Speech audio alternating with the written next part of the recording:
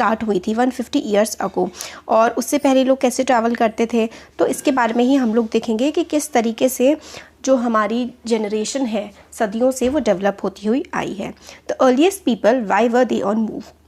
ठीक है, तो जो पुराने लोग थे, पुराने ज़माने में लोग क्यों एक जगह से दूसरी जगह जाया करते थे, आज क्यों जाते हैं? आज अपनी जॉब्स पर जाते हैं, पढ़ने के लिए जाते हैं, घूमने के लिए जाते हैं, रिलेटिव्स को विजिट करने के लिए जाते हैं, है ना।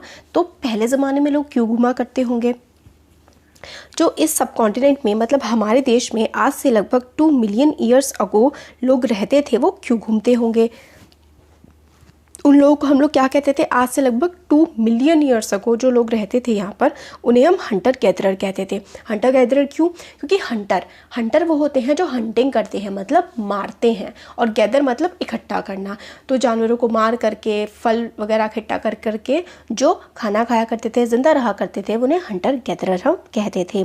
नेम जो है ये आता है from the way in which they got their food. तो ये हंटर गैदरर वही, जैसे मैंने आपको बताया अभी कि किस तरीके से वो अपना खाना इकट्ठा करते थे, इससे उनका ये नाम आता है। वो जनरली वाइल्ड एनिमल्स की हंटिंग करते थे, फिश, बर्ड्स वगैरह, फ्रूट्स, नट्स, सीड्स, लीव्स, इन सबको वो इकट्ठा करते थे और अपना जीवन जो है वो चलाते थे किसी तरीके से।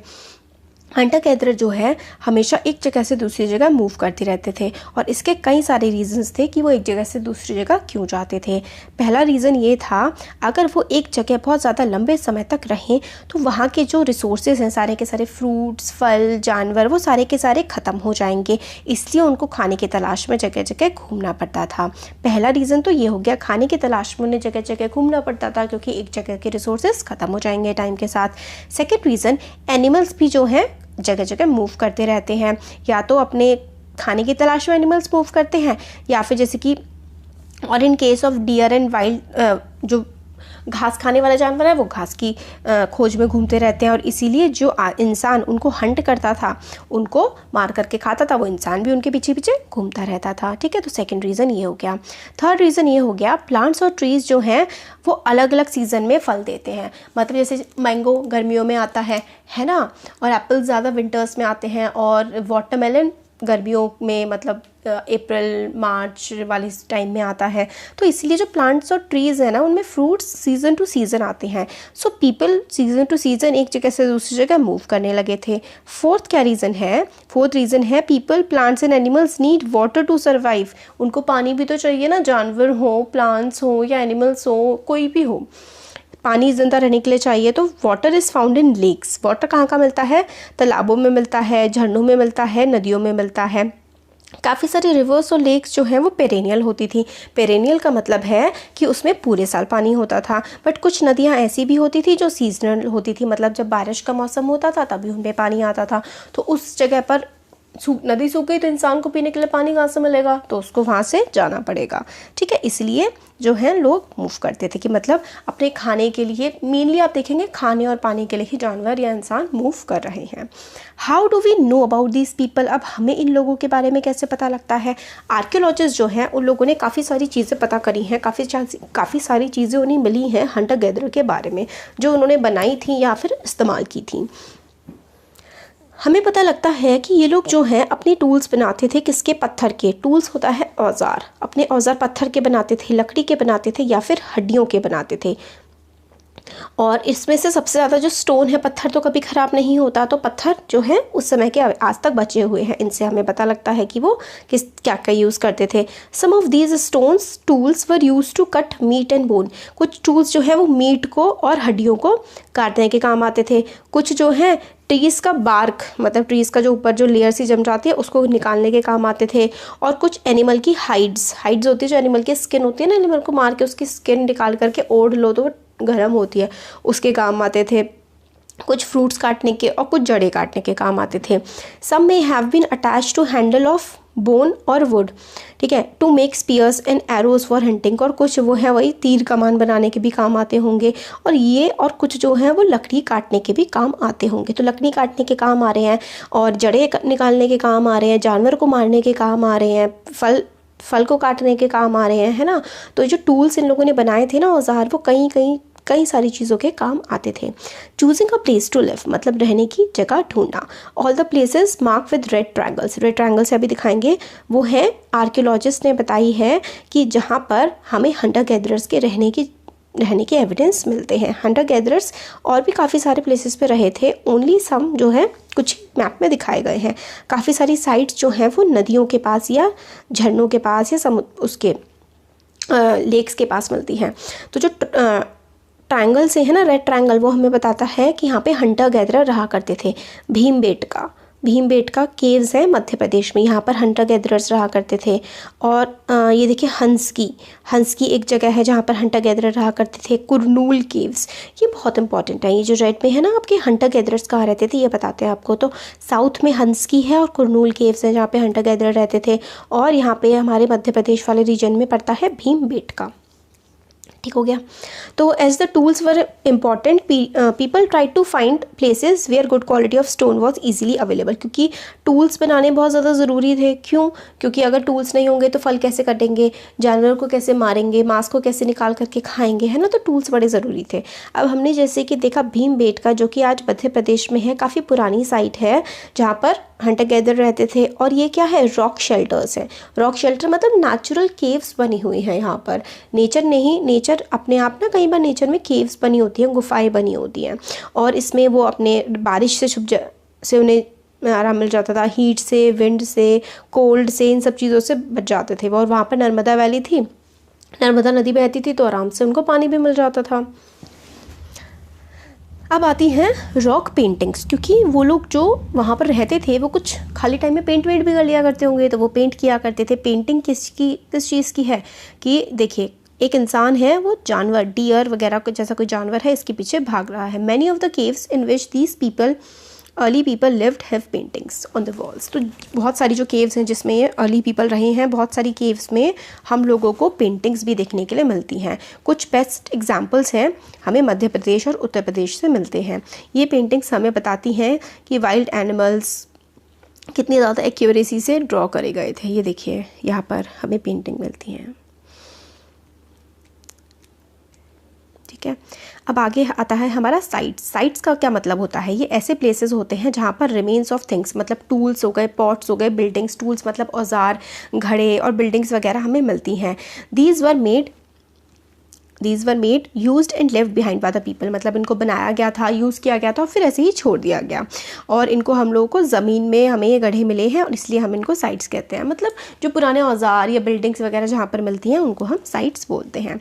Finding about fire, Kurnool caves हम लोगों ने कहाँ देखी थी? साउथ में नीचे की तरफ हम लोगों ने देखा था ना कि कुरनूल कहाँ पड़ता है। ये देखिए, कुरनूल केव्स हमारा ये आंध्र प्रदेश वाले रीजन, कर्नाटक वाले, आंध्र प्रदेश और तमिलनाडु वाले रीजन से को हमें देखने के लिए मिल रही हैं कुरनूल केव्स, है ना।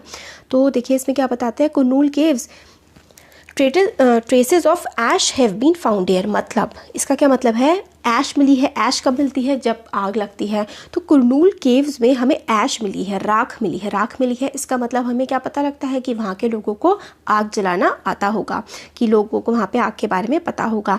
As a source of light, ठीक है, वो कैसे इस्तेमाल करते होंगे आग लाइट के लिए, कि रोशनी हो जाए अंधेरे में, मीट को पका लेते होंगे। और आग से जानवर भी डर जाते हैं, तो जानवरों को डराने के लिए भी आग का इस्तेमाल करते होंगे, है ना। अभी आता है नेम्स एंड डेट्स। देखिए, आर्कियोलॉजिस्ट वो होते हैं जो हमें हिस्ट्री के बारे में बताते हैं। तो इसमें हमें given lengthy names for the time that we are studying, काफ़ी बड़े बड़े नाम दिए हैं जो टाइम हम जिसके बारे में पढ़ रहे हैं। पेलियोलिथिक, पेलियो एक ग्रीक वर्ड है जिसका मतलब होता है पुराना, लिथो का मतलब होता है स्टोन, तो पेलियोलिथिक का मतलब हो गया पुराने स्टोन्स का टाइम। तो पेलियोलिथिक पीरियड जो है वो कहाँ, कब से कब तक है? लगभग 2 million year ago to about 2000 year ago, मतलब 12,000 साल पहले से भी और पहले का समय, मतलब 2 मिलियन ईयर्स अगो। तो 20 लाख हजार साल पहले, 20 लाख हजार साल पहले से लेकर के 12,000 साल पहले तक वाला जो टाइम है उसको हम लोग पेलियोलिथिक एज कहते हैं, यानी कि पुराना स्टोन एज। ये काफ़ी बड़ा टाइम है और इसमें इस पेलियोलिथिक एज को भी हम 3 पार्ट्स में डिवाइड करते हैं, लोअर, मिडिल और अपर। ठीक है। This long span of time cover 99% of human history, मतलब जो ह्यूमन की हिस्ट्री का 99% टाइम रहा है उसमें तो हम लोग हंटर गैदरर्स की तरह ही रहे हैं। मतलब ना ही हम लोग को खेती करनी आती थी, ना ही हम लोगों को घर बनाने आते थे, मॉडर्न सिविलाइजेशन जैसा कुछ भी नहीं था। 99% ऑफ ह्यूमन हिस्ट्री में हम लोग जंगलों में जानवरों की तरह रहते थे, ठीक है। तो देख लीजिए आप लोग। तो पीरियड मतलब 2,00,000 साल पहले से लेकर के 12,000 साल पहले तक का जो टाइम है वो अब पेलियोलिथिक टाइम है, मतलब पुराना टाइम है। This period when first environmental changes beginning about 12,000 साल पहले, और फिर उसके बाद 12,000 साल से लेकर के 10,000 साल तक का जो टाइम आता है ना, उसको हम लोग मीज़ोलिथिक कहते हैं, यानी कि मिडिल स्टोन एज कहते हैं, ठीक है। Stone tools found during this period are generally tiny. इस पीरियड में जो स्टोन टूल्स हमें मिलते हैं वो काफ़ी छोटे छोटे होते हैं और हम उनको माइक्रोलिथ कहते हैं। पेलियोलिथिक वाले टाइम में हमें काफ़ी बड़े बड़े टूल्स मिलते हैं। फिर जब हम लोग मीज़ोलिथिक में आते हैं तो एम से मीज़ो और एम से मिनी, छोटा, ठीक है। फिर माइक्रो, तो माइक्रोलिथ्स हमें यहाँ से मिलते हैं। Microliths were probably stuck on the handles of bone और wood to make tools such as saws and sickles. तो मतलब छोटे टूल्स बनाने लगे और उनको ज़्यादा शार्प बनाने लगे ताकि बहुत ही गहरा गड्ढा किया जा सके, ठीक है। अब नेक्स्ट एज आती है 10,000 साल पहले की, जिसको हम लोग नियोलिथिक कहते हैं। तो सबसे पहले आई पेलियोलिथिक, ठीक है, पेलियोलिथिक। फिर उसके बाद आई मीज़ोलिथिक, फिर उसके बाद आई नियोलिथिक, ठीक है। तो पेलियोलिथिक तो 2,00,000 साल पहले से लेकर के 12,000 साल पहले तक आती है पेलियोलिथिक। मीज़ोलिथिक जो है वो 12,000 साल से लेकर के 10,000 साल तक के बीच में आती है। और नियोलिथिक जो है वो 10,000 साल पहले वाली जो एज है उसको हम लोग नियोलिथिक कहते हैं। न्यू का मतलब न्यू, तो न्यू वाली जो एज आ गई थी, ठीक है। तो यही हम इसमें था। अब आगे देखते हैं चेंजिंग एनवायरनमेंट। लगभग 12,000 साल पहले जो है ना हमारे एनवायरनमेंट में काफ़ी ज़्यादा बदलाव आने लगे थे। अराउंड 12,000 ईयर्स अगो काफ़ी मेजर चेंजेस आने लगे थे हमारे वर्ल्ड के क्लाइमेट में। और हमारा जो वर्ल्ड है ना वो काफ़ी ज़्यादा रिलेटिवली वार्म, मतलब अब काफ़ी गर्मी वाली कंडीशन रहने लगी थी। काफ़ी सारे एरियाज़ जो हैं अब उसमें घास उगने लगी थी, और घास उगे तो डियर के लिए खाना मिल गया। तो डियर, एंटेलोप, गोट, शीप, कैटल, एनिमल्स वगैरह अब इनको आराम से ये लोग ज़िंदा रह पाते थे घास पर, ठीक है। दोज हु हंटेड, जो लोग इनकी हंटिंग करते थे उन्होंने इनको फॉलो करना शुरू किया। यानी कि अब देखिए ये जानवर जैसे कि गोट, शीप वगैरह घास बढ़ी तो ये जानवर बढ़े। अब इन जानवरों को अब बहुत सारे अब इंसान था, इंसान को ये जानवर खाते थे। नहीं, ये जानवर इंसान को नहीं खाते थे, इंसान इन जानवरों को खाता था। तो अब ये बहुत सारे होने लगे क्योंकि घास बहुत होने लगी, तो इंसान भी इनको खाने लगे और इंसान भी होने लगे क्योंकि इंसान को मतलब खाना ज़्यादा मिलने लगा, तो ज़्यादा रिप्रोडक्शन भी इंसान का होने लगा। और इसी तरीके से हंटर गैदरर से लेकर के अब ये लोग रियरर भी बन गए। मतलब नियोलिथिक एज वाले टाइम में जब 12,000 साल वाले के बाद मीज़ोलिथिक और नियोलिथिक वाले टाइम में हम लोगों ने अब क्या किया, इंसानों ने जानवरों को पालना भी शुरू कर दिया। और फिशिंग, हम लोगों ने रियरिंग ऑफ एनिमल्स भी करना शुरू कर दिया, जानवरों को पालना भी शुरू कर दिया, और फिशिंग भी हमने स्टार्ट कर दी। Beginning of farming and herding, farming और हर्डिंग का भी टाइम आया। दिस वॉज ऑल्सो, ये टाइम था जब सेवरल ग्रेन बियरिंग ग्रास, मतलब ग्रेन अनाज वाली जो ग्रास है जैसे कि वीट जो आज हम खाते हैं, गेहूँ, बार्ले, राइस, ये भी नेचुरली जो है हमारे देश के कई सारे हिस्सों में उगने लगा था। मैन, विमेन, चिल्ड्रन जो है इनको खाने की तरह इन्होंने कलेक्ट करना शुरू करा और इन्हें पता लगा कि भाई ये तो अच्छा है, खाने में अच्छा लगता है। तो फिर एक तरीके से इन्होंने दोबारा इसको उगाना शुरू कर दिया और फिर लोग क्या बन गए, एग्रीकल्चरिस्ट बन गए या फिर फार्मर लोग बन गए। People could also attract and then tame animals by living food for them near the shelters. अब लोगों ने एनिमल्स को टेम करना शुरू करा। टेम करना शुरू करा का मतलब है उन्होंने इस तरीके से जानवरों को अपने पास बुलाना शुरू करा ताकि जानवर उनके पास आएँ, उनके पास रहें। तो एक तरीके से तो वो पालतू जानवर भी बन गए उनके, और दूसरा जब उन्हें खाने की ज़रूरत होगी तो उन जानवरों को वो खा लेंगे, है ना। तो the animals to be tamed was the wild ancestor of dog. तो सबसे पहला एनिमल जो कि टेम किया गया था, मतलब जिसको अपने पास रखा गया था इंसानों के द्वारा, वो आज का जो डॉग है उसका वाइल्ड एंसेस्टर था, मतलब जंगली कुत्ता समझ लीजिए आप, वो था। Later people encourage animals that were relatively gentle to come near the camps where they lived. फिर और जो शांत जानवर थे उनको भी इंसान अपने पास रखने लगे। ये एनिमल जैसे कि शीप हो गया, गोट हो गया, गाय भैंस हो गए, पिग हो गए, है ना, इनको अपने पास रखने लगे। और ज़्यादातर ये जानवर जो है वो इंसानों के लिए हार्मलेस होते थे क्योंकि ये तो घास खाते थे। Often people protected these animals from attacks by other wild animals. This is how they become herders.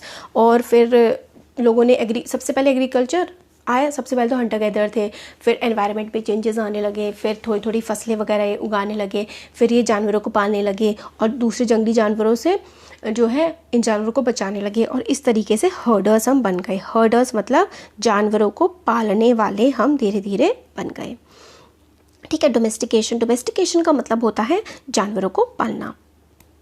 तो is the name given to the process in which people grow plants and look after animals. Domestication का मतलब है लोग जहाँ पर पौधे वगैरह उगाते हैं और जानवरों को पालते हैं। वेरी ऑफन जो है प्लांट्स और animals are tendered by people become different from wild plants and animals. तो जो इंसान पालने लगता है जानवरों को और पेड़ पौधों को, वो जंगली जानवरों से, पेड़ पौधों से काफ़ी ज़्यादा अलग हो जाता है। क्यों? क्योंकि जो लोग हैं ना वो ऐसे ही ब्रीड्स को, एनिमल्स को सिलेक्ट करते हैं डोमेस्टिकेट करने के लिए जो आराम से उनके साथ रह सकते हैं, जिसमें बीमारियां ना हो और जो अच्छी फसल दे और जो स्ट्रॉन्ग हो, कैपेबल हो, इस तरीके की ही फसल या फिर जानवर इंसान जो है वो चूज़ करता है। तो यही हमें इस वाले चैप्टर में, मतलब इस बॉक्स में, और ये ज़्यादा कुछ इंपॉर्टेंट नहीं है, इतना ही बताया गया है। New way of life. अब देखिए इंसान फसल भी उगाने लगा, उसने जानवर पालना भी शुरू कर दिया, तो उसकी लाइफ काफ़ी ज़्यादा चेंज हो गई। If you plant a seed you will notice that it takes some time to grow. अब आपने अगर कोई बीज उगाया है, बीज आपने डाल दिया ज़मीन में, तो फसल आने में या फिर प्लांट को बड़ा होने में काफ़ी ज़्यादा टाइम लग जाता है। दिस में भी सेवरल डेज, कुछ समय लग जाता है, वीक्स या फिर महीने भी लग जाते हैं, या फिर कई बार साल भी लग जाते हैं। When people begin growing plants, जब लोगों ने प्लांट्स उगाना शुरू कर दिया, it meant that they had to stay in the place for a long time, looking after the plants, watering, weeding, driving away some animals and birds till the grain ripened. तो फिर अब लोगों ने जब प्लांट उगाना शुरू करा, तो हमें पता है कि प्लांट को उगने में टाइम लग जाता है, तो अब लोग एक जगह पर रहने लगे, क्योंकि अब उनको फसल उगाना आ गया था, तो उनके खाने की टेंशन ख़त्म हो गई थी। फिर उन्होंने जानवरों को पालना भी शुरू कर दिया था, तो वो मार के खा लेते थे, तो अब वो एक जगह पर टिक करके रह सकते थे। तो उन्होंने फसलें और उगाना शुरू करा। फिर फसल को वो पानी देना होता था उनको, और वीडिंग करनी होती थी, मतलब जो हार्मफुल प्लांट्स वगैरह उग गए होते थे उनको निकालना होता था, जंगली जानवरों से बचाना होता था। इसी तरीके से फसल जब तक पक ना जाए उनको वहीं रुकना पड़ता था, तो वहीं पर रहना उन्होंने एक जगह पर शुरू कर दिया।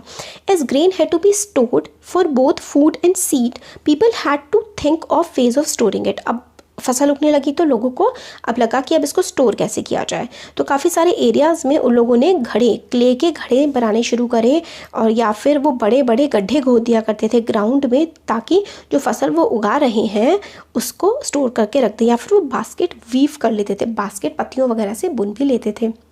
अब storing animals multiply naturally. Animals जो है वो रिप्रोडक्शन के बाद अपने बच्चे पैदा कर देते हैं, है ना। अगर उनका ध्यान अच्छे से रखा जाए तो वो मिल्क भी देते हैं, और जो कि काफ़ी अच्छा सोर्स है फूड का, तो मिल्क से उनको न्यूट्रिशन मिल जाता था, मीट मिल जाता था जब भी उनको ज़रूरत पड़ती थी। In other words animals that are reared can be used as a store of food. तो एनिमल जिनको पाला जाता था वो खाने की तरह यूज़ में आ जाते थे एक इंसान के जो उनको पाल रहा था। ठीक है। अब मैप 2 में finding out about the first farmers and herders के बारे में अगर हम पता करें, वीडियो बड़ा हो गया है काफ़ी, अब नेक्स्ट वीडियो में देख लेते हैं आगे का चैप्टर। ठीक है, थैंक यू।